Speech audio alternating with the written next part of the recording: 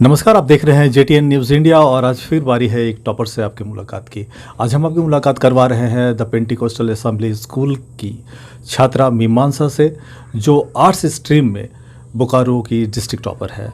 मीमांसा, स्वागत है आपका जेटीएन न्यूज़ इंडिया पे। Thank you. मीमांसा, सबसे पहली बात कि जो आपका परसेंटेज है वो हम लोगों ने देखा है, और जो सब्जेक्ट वाइज जो बाइफर्केशन है वो है इंग्लिश आपका 92 है, हिंदी आपका जो है वो 98 है, पॉल साइंस आपका 98 है, हिस्ट्री आपका 99 है, इकोनॉमिक्स आपका 97 है।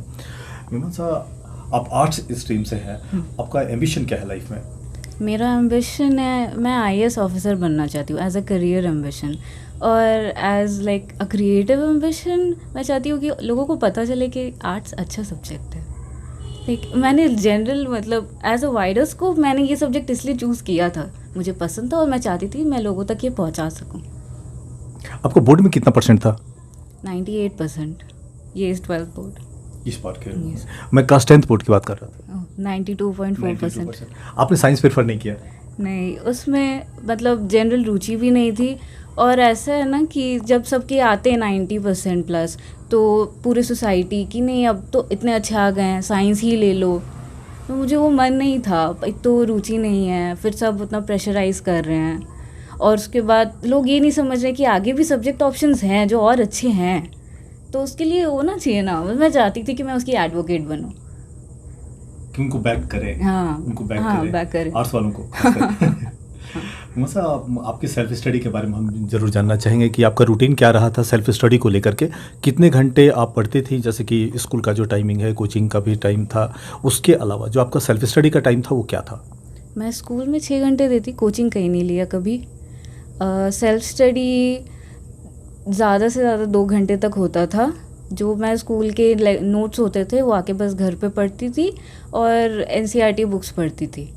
मतलब ये क्वालिटी स्टडी होनी चाहिए, क्वांटिटी स्टडी नहीं होनी चाहिए। आप कितने भी टाइम में जितना ज़्यादा ग्रास्प कर सको वो ज़्यादा इम्पोर्टेंट है। से एक चीज़ और है कि आपके जो फादर हैं वो कितने सपोर्टिव रहे आपके अब तक के करियर के लिए? मेरे फादर बहुत सपोर्टिव थे हमेशा से। मैंने जैसे बोला कि मैं आर्ट्स लूँगी, ही वाज लाइक हाँ ठीक है, तुमको जो मन है तुम वो करो, बस अच्छे से करो।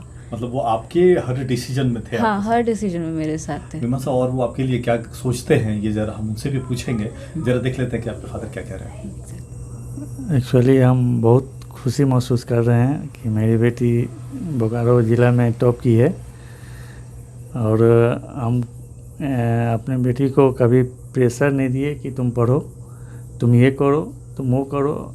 हम बेटी को फुल्ली फ्री करके रखे, और हम उस पर आज भी प्रेशर नहीं दे रहे हैं। वो जहाँ पढ़ना चाहती है बहुत अच्छी तरह से पढ़े, हमारा सहयोग है उसके साथ, हम इतना ही कह सकते हैं। मीमांसा, अभी हम लोग सुन रहे थे आपके फादर को भी, और एक सवाल मेरे मन में था, वो था सोशल मीडिया प्लेटफॉर्म को लेकर के। आपकी इन्वॉल्वमेंट है क्या सोशल मीडिया में? नहीं, मेरी बहुत कम इन्वॉल्वमेंट है, मैं जनरली यूज़ नहीं करती। किसी प्लेटफॉर्म को भी यूज़ करती हैं क्या? अभी तो व्हाट्सएप, और अगर सोशल नेटवर्किंग देखे तो यूट्यूब, बस उतना ही। और आपके जो प्रिपरेशन रहा आपके क्लास 12th के बोर्ड को लेकर के, उसमें मोबाइल ऐप्स का आपने कितना यूज़ किया है, या जो मोबाइल है, स्मार्टफोन है, वो आपके एजुकेशन में कितना सपोर्टिव डिवाइस है? बहुत ज़्यादा सपोर्टिव।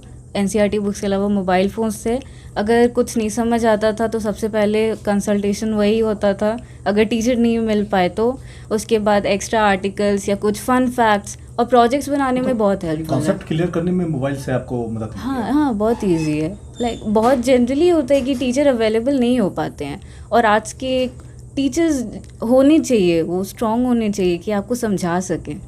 तो मेरे लिए उतने अवेलेबल टीचर्स नहीं थे, तो गूगल वॉज हेल्पफुल।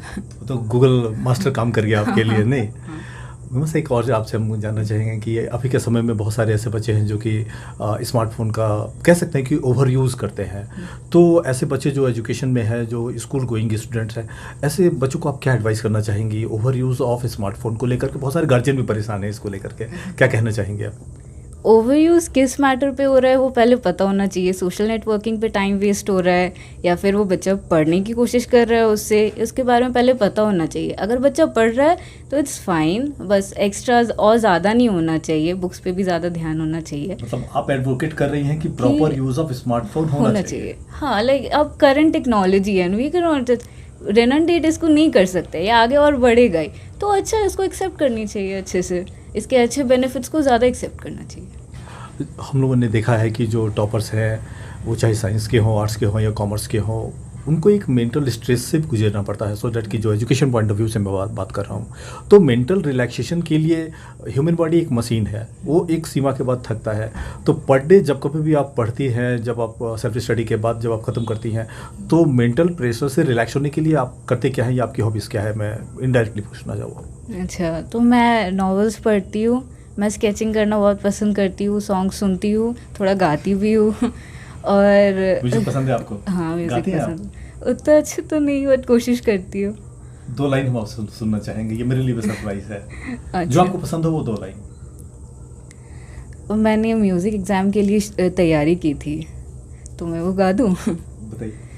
रैन गई अब जागो प्यारे, रैन गई अब जागो प्यारे, गिन गिन देत दुहाई द्वारे, रैन गई अब जागो प्यारे। आप कला के स्ट्रीम से हैं, आर्ट्स के स्ट्रीम से हैं, तो ये आर्ट भी है आपके अंदर। आपको खाने में क्या पसंद है? सब कुछ पसंद है, लेकिन मैं वेजिटेरियन हूँ जनरल में। वेजिटेरियन, नॉनवेज आप नहीं खाती? उतना नॉनवेज में उतना पसंद नहीं है, और वेजिटेरियन में पनीर सबसे ज़्यादा पसंद है। आपकी माँ के बारे में आपका क्या ओपिनियन है? ओह, मेरी माँ बहुत अच्छी शेफ़ हैं, बहुत अच्छी टीचर हैं और बहुत अच्छी रोल मॉडल हैं। मेरी मम्मा लाइक मैं ओवरऑल डेवलपमेंट में बहुत इम्पोर्टेंट है। आपके लिए क्या क्या है, लेकिन आप उनके लिए क्या है, जरा उनसे भी सुन लेते हैं, वो क्या कहते हैं।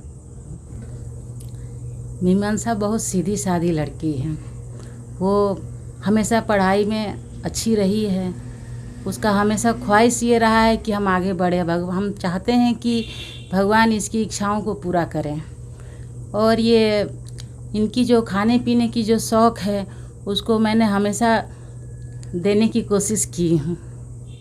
मीमांसा, मैं सुन रहा था आपकी मम्मी की बातें, बहुत सारी बातें हैं।